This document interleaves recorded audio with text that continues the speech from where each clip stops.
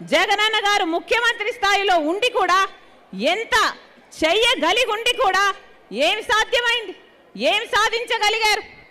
జగనన్న గారిని వాళ్ళ అభిమానులు పొగుడుతున్నారు కదా, పులి సింహము అని పొగుడుతారే, మరి ఏమైంది? మరి ఏమైంది? ఎవరికి పులి, ఎవరికి సింహం? సాక్షి పేపర్కి పులా, సోషల్ మీడియాకి సింహమా? ఏం ఉద్ధరించారు? ఏది ఒక్కసారి విప్పండి మీ పంజా బీజేపీ మీద. జగనన్న ఏం సాధించారో చెప్పాలంటే మాకు టైము సరిపోదు, వినటానికి నీకు ఓపిక సరిపోదనే చెప్పాలి. ఏ రాష్ట్రంలో కూడా ఆలోచన కూడా రానటువంటి సచివాలయ వ్యవస్థను తీసుకొచ్చి చూపించి సాధించారు. అలాగే నాయకుడు అంటే ఇది నా కాలే, ఇది నా కాలే, నా కాల మీద నేను వేసుకున్నాను అనే లెక్కన కాకుండా ప్రతి ఒక్కళ్ళు కూడా గడప వద్దకే ఉండాలి, ప్రజల వద్దనే ఉండాలి అనేది కొత్త తరం తీసుకొచ్చి చూపించారు. తన బిడ్డ ఏ రకంగా అయితే చదువుకుంటుందో అలాగే ప్రజలందరి బిడ్డలు కూడా చదువుకోవాలనే ఒకే ఒక్క ఆలోచనతో ఎల్కేజీ దగ్గర నుంచి విదేశీ విద్య దాకా రూపురేఖల్ని మార్చి ఐబీ సిలబస్ తీసుకొచ్చి, ఇంగ్లీష్ మీడియం తీసుకొచ్చి, ట్యాబ్లు బైజూస్లు అన్ని తీసుకొచ్చి చూపించి సామాన్య పిల్లలు కూడా కార్పొరేట్ స్కూల్స్ విద్య అందించిన ఘనత సాధించారు. మహిళల్ని మహారాణులుగా చేసి చూపించిన ఘనతను సాధించారు. పల్లెలే దేశానికి పట్టుకొమ్మలు అనే నిజాన్ని చేసి ఊరు రూపురేఖల్ని మార్చి చూపించారు. ఆరోగ్యశ్రీలో 5 లక్షలు ఉన్న లిమిట్ ని 25 లక్షలు చేసి ఆరోగ్యం పట్ల శ్రద్ధ చూపించి ఆ ఘనతను సాధించారు. పరిశ్రమలు తీసుకొచ్చి లక్షల మందికి ఉపాధి కల్పించి అందరు మనసుల్లో స్థానాన్ని సాధించారు. ఇన్ని సాధించిన మా అన్నని పులి అనక దుష్ట చతుష్టయం, పందులు, గుంపులు, పొత్తులు, జిత్తులు మరి నక్కలు అని అంటావా? చమ్యకి ఇప్పుడు దాకా నేను పైన చెప్పిన అన్ని వాట్సాప్ గ్రూప్ నేమ్స్. ఇందులో అసలు నేను మెంబర్ గా జాయిన్ చేశారో లేదో ఒక్కసారి చెక్ చేసుకో. మరి ఏం కావాలి ప్రజల బతుకులు? ఏం కావాలి ప్రజల బతుకులు?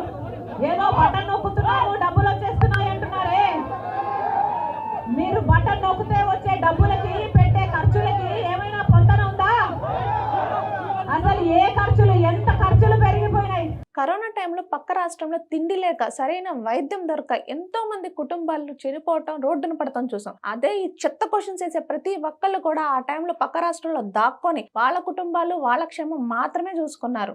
ఈ బటన్ నొక్కడే ఆ టైంలో ఎంతో మంది కుటుంబాలను ఆదుకుంది. ఇదే బటన్ నొక్కడు ఆ తర్వాత కాలంలో ఒక బిడ్డకు చదువునిచ్చింది, పసిబిడ్డలకి బువ్వ పెట్టింది, ఒక తల్లికి ఆసరా ఇచ్చింది, ఒక చెల్లికి చేయూత ఇచ్చింది, ఒక తాతకు పెన్షన్ ఇచ్చింది, ఒక అవ్వకు ఆరోగ్యాన్ని ఇచ్చింది, ఒక తమ్ముడికి ఆటో ఇచ్చింది, ఒక అన్నకు మనోబలాన్ని ఇచ్చింది, ఒక తండ్రిని తన కుటుంబాన్ని పోషించుకునే శక్తినిచ్చింది. ఇలా మా జగనన్న 124 సార్లు బటన్ నొక్కితే మీరు నొక్కేయాలనుకున్నది నొక్కనివ్వలేదనే కదమ్మా శర్మలమ్మ ఏడుపు. అప్పుడు వైసీపీ పార్టీని నా భుజాన వేసుకుని పాదయాత్ర చేశాను. వైసీపీ పార్టీని నా పాదయాత్రతో నా ఇంటిని, నా బిడ్డల్ని పక్కన పెట్టి 3200 కిలోమీటర్లు పాదయాత్ర చేసి ఆ పార్టీని నిలబెట్టాను.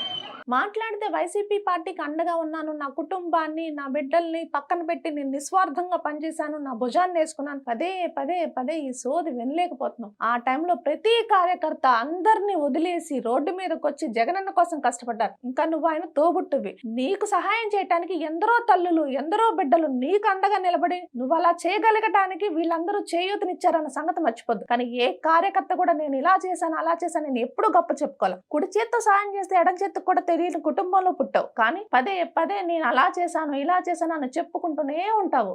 అసలు ఒక్క క్వశ్చన్ అడుగుతాను, ఇవాళ నువ్వు ఏ పార్టీకి అండగా లేవు? ఆ రోజు వైసీపీ పార్టీకి అండగా ఉన్నానని పదే పదే చెప్తున్నావు. ఇప్పుడు తెలుగుదేశానికి ఉన్నావు, జనసేనకు ఉన్నావు, కాంగ్రెస్ కొన్నావు, అందరు పార్టీకి సపోర్ట్ ఇస్తూనే ఉన్నావు కదా, ఏ పార్టీకి ఇవ్వలేదు?